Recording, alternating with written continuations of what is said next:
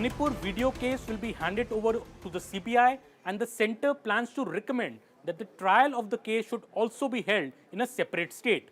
This is expected to feature in the affidavit that the centre is planning to file before the Supreme Court on Friday, saying that this controversial case, this very sensitive case of this video which emerged from Manipur, this case should be handed over to the CBI. Let the trial happen in another state, maybe in Assam, so that there are no allegations that it has been a bias probe. Let there be a free and fair trial in another state. Also, another important development that the man who shot this particular video has been caught, and the phone has also been seized. This is also what top government sources are telling us. This will be very important because this could also establish the chain of evidence on how this video actually got leaked. The video was dated May 4th, but it got leaked many days later, in fact, just on the eve of the parliament session. So how did this video get leaked? The man who shot it has been identified and arrested. These are also another big development in the Manipur case.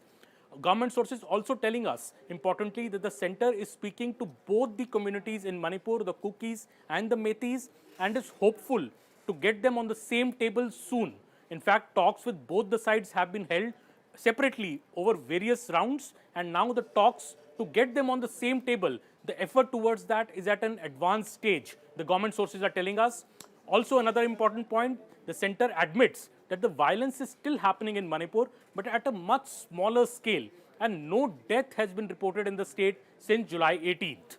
Nearly 36,000 central forces have made a buffer between both the communities in Manipur, and all these 36,000 central forces were moved to Manipur within 30 hours after the first reports of violence came on May 3rd.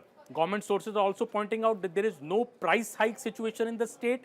There is adequate supplies of essentials which has been restored in the state, and also clearly saying that the full force of law will take its place in Manipur. No guilty person will be spared, and already some of the major cases have been handed over to the CBI and the NIA, and the latest will be this video case of involving the gruesome rape of women, 2 women there, which will also be handed over to the CBI.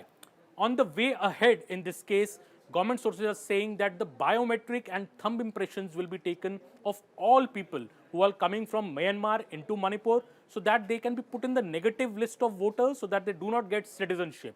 Also, the centre is planning to fast track the border fencing project with Myanmar. We all know that the porous boundary with Myanmar, there is no border fencing with the Myanmar on a very long border. So the border fencing project will be fast tracked, and a survey is now being conducted on the fencing project also at a fast pace. Sources also have clearly said that the Prime Minister, Mr. Narendra Modi, has been in constant touch with officials, including the Home Minister, for frequent updates on the Manipur situation. In fact, HM Amit Shah had camped in Manipur for 3 days, and MOS Home, Mr. Nityanand Rai, his junior minister in the Home Ministry, stayed put in Manipur from May 25th to June 17th. Government sources are also comparing this to the last time the violence erupted in Manipur in 1993, which had lasted for almost 8 months. Government sources saying that the then MOS Home of the Congress government had replied in the parliament, and then the then MOS Home in 1993 had just paid a 3.5-hour visit to Manipur, including spending 2 hours at the airport and an hour at the CM's house. In comparison, the response of the government of India in the present violence case, in the present violence which broke out in May, has been prompt, and a lot of forces have been rushed there. Government sources also pointing out that there were 2 particular incidents which have led to this violence. Number 1 was the High Court judgment which asked for the ST status to be given to the Methi community, which obviously angered the Kukis who live in the hill areas. And the second was a statement by a Manipur minister that revenue villages will be created in the Kuki areas for people who had come from Myanmar.